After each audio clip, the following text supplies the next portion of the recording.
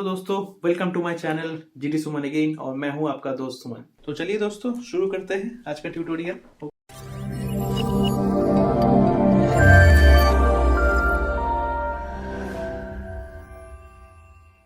So first of all, ball bouncing करने से पहले आपको समझना पड़ेगा कि बॉल बाउंसिंग में एक्चुअली कौन कौन प्रिंसिपल फॉलो होता है। ओके, सो मैं यहाँ पे नोट डाउन कर देता हूँ कि एग्जैक्टली बॉल बाउंसिंग में कौन कौन प्रिंसिपल फॉलो होता है। ठीक है, मैं बता देता हूँ यहाँ पे। देखिए, अगर आप कोई भी बॉल बाउंसिंग कर रहे हो, ठीक है, बॉल बाउंसिंग में आपका ये प्रिंसिपल एक्चुअली फॉलो होता है। अगर आप बॉल बाउंसिंग कर रहे हो, मैंने पहले ही कहा था कि बॉल बाउंसिंग में आप दो टाइप का बॉल बाउंसिंग आप इसमें कर सकते हो, दैट इज कॉल्ड प्रोग्रेसिव आप कर सकते हो, या फिर आप स्टैटिक भी आप इसमें कर सकते हो। ठीक है, तो अगर प्रोग्रेसिव होगा, ऑब्वियसली हम लोग प्रोग्रेसिव में जा रहे हैं, तो प्रोग्रेसिव में क्या क्या प्रिंसिपल एक्चुअली फॉलो होता है। फर्स्ट ऑफ ऑल, प्रोग्रेसिव में आपको पहले एक आर्क जो प्रिंसिपल होता है ये आपको देखना पड़ेगा। मतलब एक बॉल, जब कोई भी बॉल अगर ड्रॉप हो रहा है, मे बी सपोज ड्रॉप हो रहा है इधर से फोर्स अप्लाई हो रहा है, तो ऑब्वियसली ये अगर सामने की तरफ अगर प्रोसीड करेगा तो एक आर्क के अकॉर्डिंग वो सामने की तरफ प्रोसीड करना चाहिए, and this is called arc principle. देखिए, ठीक है। सेकंड होगा कि slow in and slow out. Okay, slow in and slow out. Okay, now slow in and slow out क्या होता है? Slow in and slow out होता है कि कोई भी ऑब्जेक्ट को अगर आप ग्रेविटी के अगेंस्ट में या फिर ग्रेविटी के फॉर में अगर वो जाता है तो उसमें स्पीड में एक्सेलरेशन एंड डी एक्सेलरेशन होता है, जिसको हम लोग slow in and slow out actually बोलते हैं। ठीक है, तो जाहिर सी बात है कि अगर आपका बॉल अगर प्रोग्रेसिव है या फिर स्टैटिक है, वॉट एवर, तो जब ऊपर से नीचे की तरफ गिरेगा तो क्या होगा? ऑब्वियसली फास्ट होगा, because as we know that कि ग्रेविटी जो होता है, ग्रेविटी के लिए इसमें एक्सेलरेशंस जो है ये काफ़ी ज़्यादा होगा। एगेंस्ट अगर ये ऊपर की तरफ जाएगा तो फिर क्या होगा? ये ग्रेविटी के एगेंस्ट में जा रहा है, तो ऑब्वियसली इसमें आपका बॉल का जो स्पीड होगा वो कम होगा, that is called slow. Again ऊपर से जब नीचे की तरफ गिरेगा, दैट इज़ अगेन फास्ट होगा। ओके, सो ये चीज़ आपको slow in and slow out के अकॉर्डिंग आपको मेंटेन आपको करना पड़ेगा। Okay, third, stretch and squash. Stretch and squash क्या होता है? मैं अगर एक सेंटेंस में अगर इसको रिवील करूं, स्ट्रेच एंड स्क्वाश मतलब होता है कि कोई भी ऑब्जेक्ट का जो स्ट्रेचेबिलिटी होता है, जिसको हम लोग स्ट्रेच एंड स्क्वाश के अकॉर्डिंग रिवील करते हैं एनिमेशन प्रिंसिपल में। अगर बॉल बाउंसिंग अगर रबर बॉल के ऊपर या फिर वाटर बैलून के ऊपर होगा, तो जाहिर सी बात है कि जब ये ऊपर है, मतलब नीचे इसका जो नॉर्मल पोजीशन पे है, तो उसका जो प्रॉपर जो साइज़ है वो मेंटेन रहेगा। बट जितना वो नीचे गिरता रहेगा, ओके, जितना नीचे गिर रहा है, देखिए, तो उसका जो वर्टिकली जो एक्सपेंशन है वो बढ़ रहा है, and that is called stretch. Similarly, जब ये ज़मीन में फ्रिक्शन होने के बाद, जब ज़मीन में टच होने के बाद ऊपर की तरफ एक्सेलरेट करेगा या फिर ऊपर की तरफ उठेगा, तो क्या होगा? तो वो स्क्वाश होगा, बिकॉज उसको एनर्जी चाहिए, तो एनर्जी गेनिंग करने के लिए उसको स्क्वीज करना होगा, that is called squash position या फिर squeeze position, what ever you से। ओके, अगेन जब स्क्वीज होने के बाद जब ऊपर की तरफ उठेगा तो फिर क्या होगा? इसमें अगेन स्ट्रेच होगा। ओके, सो ये चीज़ आपको स्ट्रेच एंड स्क्वाश आपको मेंटेन करना होगा, but make sure of it, आप स्ट्रेच एंड स्क्वाश कीजिए, बट ऑलवेज ये आपको मेंटेन करना होगा कि volume remains same. Volume always आपका सेम होना चाहिए। मतलब अगर आपका बॉल का साइज ऐसा कुछ है, मे बी सपोज मैं मान के चल रहा हूँ कि इसमें 10 ml मे बी लिक्विड इसमें फिलअप हो सकता है, अगर ये स्ट्रेच हो रहा है, मे बी स्ट्रेच हो रहा है, तो बिल्कुल ये इक्वल टू 10 ml ही होना चाहिए। मतलब अगर वो वर्टिकली एक्सपैंड हो रहा है मे बी 1 सेंटीमीटर, तो हॉरिजॉन्टली -1 सेंटीमीटर भी होगा। ओके ओके, मतलब अगर वर्टिकली स्ट्रेच होगा तो फिर हॉरिजॉन्टली आपको स्क्वीज भी करना होगा, नहीं तो फिर चीज़ कुछ ऐसा होगा कि आपका बॉल का साइज़ अगर ऐसा है, इसमें 10 ml अगर पानी रह सकता है या फिर उसका जो वॉल्यूम अगर 10 ml है, बट अगर आप उसको स्ट्रेच कर रहे हो तो that is more than 10 ml। Obviously this is not acceptable. ठीक है, तो ये तीनों प्रिंसिपल एक्चुअली फॉलो होना चाहिए अगर आप बॉल बाउंसिंग वगैरह कर रहे हो तो फिर। ठीक है, तो ये चीज़ हम लोग को मेंटेन बिल्कुल करना पड़ेगा। तो ओपन करता हूँ माई एनिमेट CC, मैं फाइल न्यू और मैं यहाँ पे 1280x720 और फ्रेम रेट मैं स्टैंडर्ड में ले रहा हूँ, दैट इज़ 24 FPS। तो मैं 24 FPS में ही लेके आगे बढ़ रहा हूँ, दैट इज़ कॉल्ड 24। और what ever the platform that doesn't matter, because ये कोई कोडिंग बेस्ड एनिमेशन तो है नहीं। क्रिएट करते हैं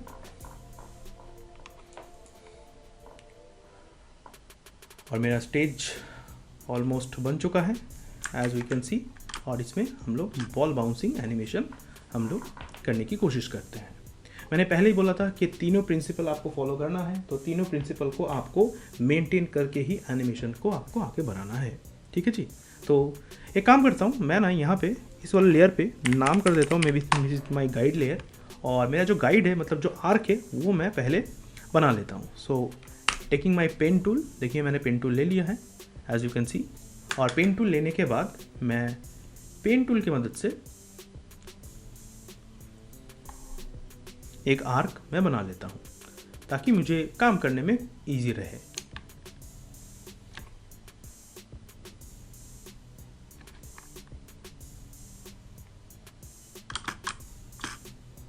ओके, मैं आप लोगों के पास एक क्वेश्चंस भी रख रहा हूँ। ठीक है, ये ऑब्वियसली जो लोग ऑलरेडी स्टडी किए उसको पता होगा कि ये जो आर्क है जितना सामने की तरफ प्रोसीड कर रहा है, जितने भी सामने की तरफ आगे बढ़ रहा है, इसका जो हाइट है कम हो जा रहा है। ठीक है, क्यों?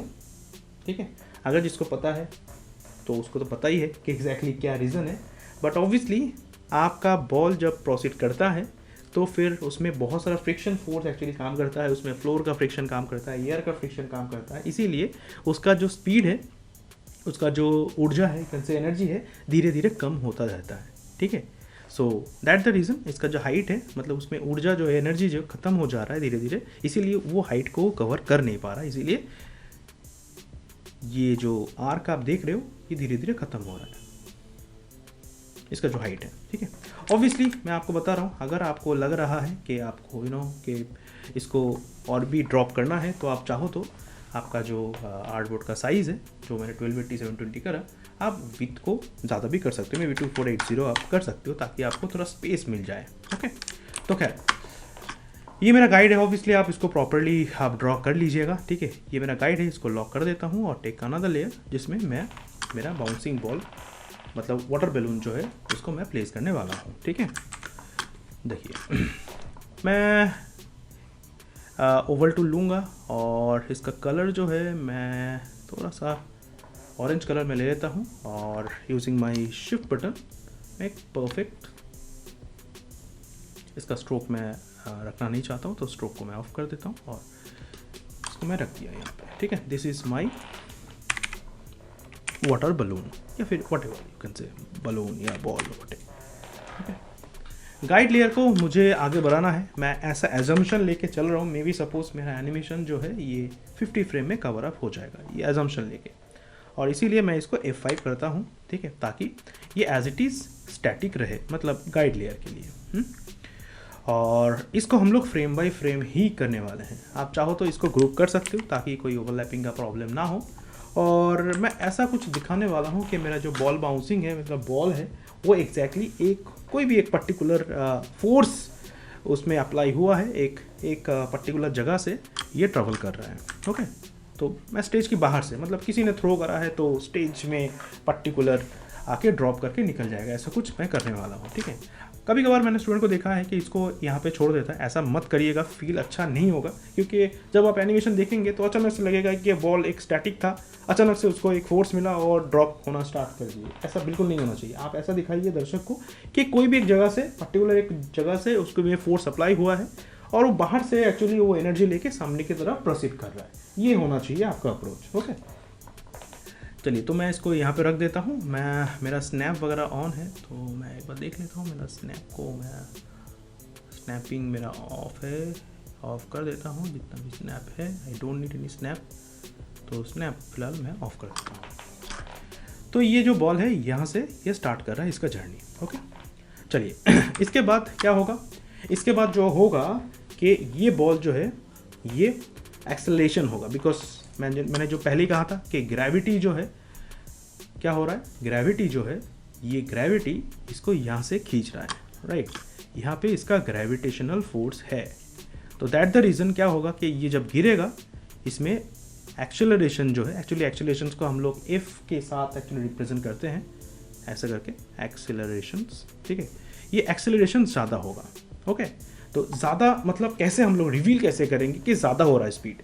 देखिए, ज़्यादा होने के लिए आपको क्या करना होगा कि ज़्यादा अगर आपको दिखाना है, मतलब फास्ट मूवमेंट अगर दिखाना है, तो आपको फ्रेम का जो गैपिंग है ये आपको कम रखना होगा। मतलब मोर फ्रेम गैपिंग मीन्स फास्ट, और ज़्यादा डेंस फ्रेम मतलब गैपिंग अगर कम कर देंगे तो वो स्लो होगा, ठीक है। तो ये आपको दिमाग में रखना है कि less frame equal to fast, more gapping equal to fast, और dense frame equal to slow, okay.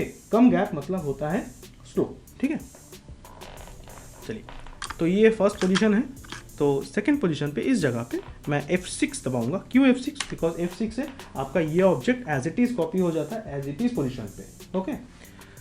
और ऑब्वियसली मुझे सेकंड फ्रेम में भी ये बॉल को बॉल ही रखना है, ऐसा नहीं है कि इसमें ये डिफरेंट कोई शेप में कन्वर्ट हो रहा है। दैट द रीज़न मैंने F6 करा। ऑनियन स्क्रीन को मैं ऑन कर लूँगा। यहाँ पे आपको ऑनियन स्क्रीन मिल जाएगा। आप चाहो तो ऑनियन स्क्रीन को, जो लोग ऑब्वियसली एनिमेट सीसी यूज़ नहीं करते हो, फ्लैश यूज़ करते हो, वहाँ पे भी आपको ऑनियन स्क्रीन का ऑप्शन आपको मिल जाएगा। तो मैं यहाँ पे क्या करूँगा, देखिए फर्स्ट फ्रेम मुझे दिखाया जा रहा है कि एग्जैक्टली ये फ्रेम कहाँ पे है। देखिए, आप इस रेंज मैनिपुलेटर को यूज़ कर सकते हो। तो मैं लास्ट फ्रेम को ही सिर्फ देखने वाला हूँ, दैट द रीज़न मैंने सिर्फ लास्ट फ्रेम को ही छेड़छाड़ करा, और इसका गैपिंग मैंने यहाँ पे रखा। मतलब नेक्स्ट फ्रेम में ये यहाँ पे हो जाना चाहिए, okay. Next gap again F6, और यहाँ पे मैं इसका डिस्टेंस को थोड़ा सा बढ़ाऊँगा। क्यों मैं बढ़ा रहा हूँ, इसका रीज़न बिल्कुल क्लियर मैंने कर दिया है, क्योंकि इसमें एक्सेलरेट हो रहा है। तो देखिए, इसमें गैपिंग ऐसा है, तो इसमें ना मैं गैपिंग यहाँ पे कर दूँगा, मतलब ऑलमोस्ट टच है, ठीक है। और इसको Q दबा के, that is my free transform, हल्का सा, ज़्यादा नहीं, हल्का सा मैं इसको स्क्वीज़ करूँगा और इसको डायरेक्शन को थोड़ा सा रोटेट कर दूँगा, ठीक है। आप लोगों ने देखा होगा कि मैं वर्टिकली स्ट्रेच करा, बट हॉरिजॉन्टली मैंने स्क्वीज भी करा, ताकि उसका जो वॉल्यूम है ये बिल्कुल मेंटेन रहे, ओके। नेक्स्ट F6, ऑब्वियसली मैं डिस्टेंस को काफ़ी बढ़ा दूंगा, ठीक है। देखिए, ऑलरेडी बढ़ चुका है, और मैं इसको स्ट्रेच भी करूंगा। तो stretch a bit squeeze so that volume remain same, okay. आप देख सकते हो, ये देखिए फ्रेम गैपिंग आप देख पा रहे हो, ओके। और इसके बाद F6 में आप चाहो तो इसको और भी थोड़ा सा फास्ट मूवमेंट देने के लिए कभी कभार हम लोग ऐसे भी करते हैं, लाइक यहाँ पे ऑलमोस्ट यहाँ पे हम लोग रख देते हैं, मतलब एक हीट दिखाने के लिए कि अचानक से ये गिर रहा है, ठीक है। आप चाहो तो इसमें भी गैपिंग को थोड़ा सा बड़ा कर सकते हो, ताकि थोड़ा सा बैलेंस रहे। देखिए, आप देख पा रहे हो कि इसका जो गैपिंग है धीरे धीरे बढ़ रहा है, और इसका स्ट्रेचेबिलिटी फैक्टर है, जो स्ट्रेच एंड स्क्वाश भी है, बढ़ रहा है, ओके। इसके बाद इसमें मैं ज़मीन पे टच कर दूंगा इसको, और इसके बाद क्या होगा, again F6, like squeeze,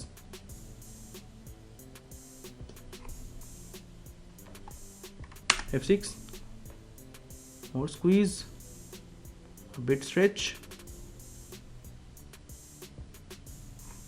again F6। मैं बार बार बता रहा हूँ, आप मैनिपुलेटर को यूज़ कर सकते हो अगर आपको लग रहा है कि और भी फ्रेम्स आपको देखना है।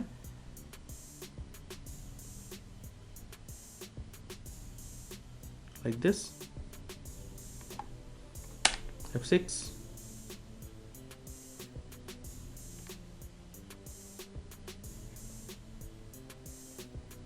देखिए ऊपर उठ रहा है, मतलब ऑब्वियसली स्लो होगा, तो यहाँ पे गैपिंग धीरे धीरे ऑब्वियसली बढ़ेगा। मतलब गैपिंग जो है ऊपर एक्सेलरेट करने के लिए हम लोगों ने बढ़ाया था, बट इसको स्लो करना है, तो स्लो करने के लिए क्या करना होगा, स्लो करने के लिए हम लोग को गैपिंग को और भी ज़्यादा करना होगा, जो हम लोग कर ऑब्वियसली जब बॉल जब ऊपर जाता है तो वो नेचुरल जो उसका शेप है, मतलब नेचुरल जो उसका एग्जैक्ट साइज है उसी में मेंटेन करने की कोशिश करता है ना, स्टेबल होने की कोशिश करता है। दैट द रीज़न देखिए ये स्टेबल होने की कोशिश कर रहा है। ओके, F6 अगेन, यहाँ पे ऑलमोस्ट ये स्टेबलाइज्ड हो जाएगा। देखिए ये स्टेबलाइज्ड है और इसमें फ्रेम का जो गैपिंग है ये धीरे धीरे डेंस भी हो रहा है, बिकॉज जो मैंने कहा था कभी कभार ये जो जगह है इस जगह को हम लोग हैंग टाइम या फिर एयर टाइम भी बोलते हैं। मतलब इस जगह पे एक्चुअली थोड़ा टाइम के लिए, थोड़ा समय के लिए एक्चुअली क्या होता है, थोड़ा सा टाइम होल्ड देता है ये। F6 again,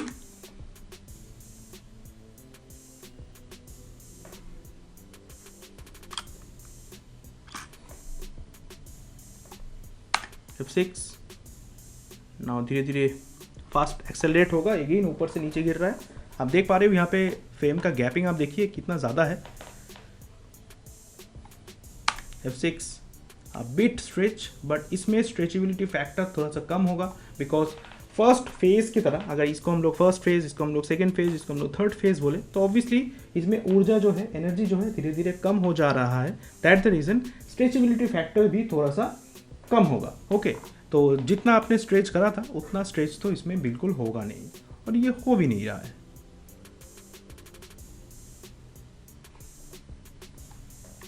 F6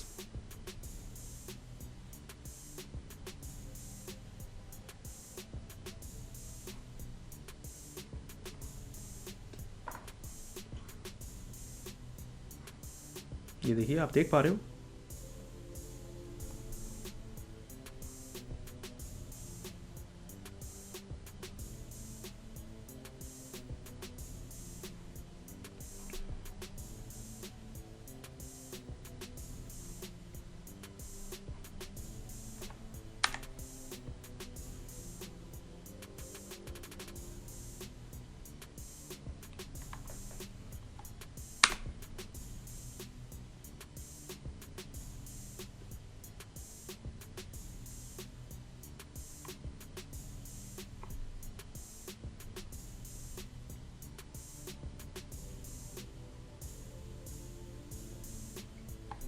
F6 again,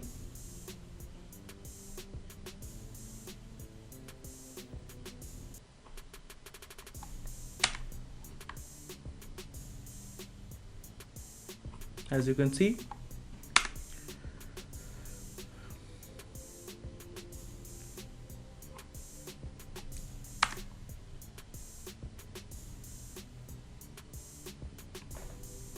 यहाँ पे ऑलमोस्ट इसका जो ऊर्जा है ये कम हो जाता है, तो दैट द रीज़न बहुत ही कम मैं इसको स्क्वीज एंड स्ट्रेच दे रहा हूँ। एज यू कैन सी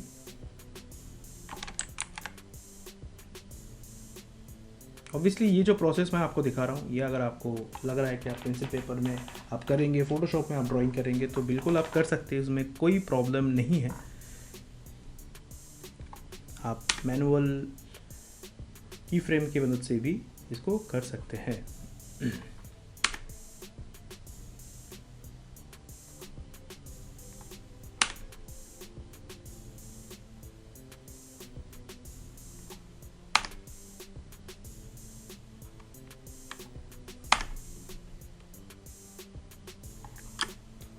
देखिए यहाँ पे जाके ऑलमोस्ट इसका जो ऊर्जा है ये ख़त्म हो जाता है। फिर भी मैं यहाँ पे थोड़ा बहुत ड्रॉप दिखा रहा हूँ, बट ऑब्वियसली आपको स्क्रीन से बाहर से आप इसको स्टार्ट किए थे, तो आप स्क्रीन के बाहर ही इसको एंड कीजिएगा, विच इज़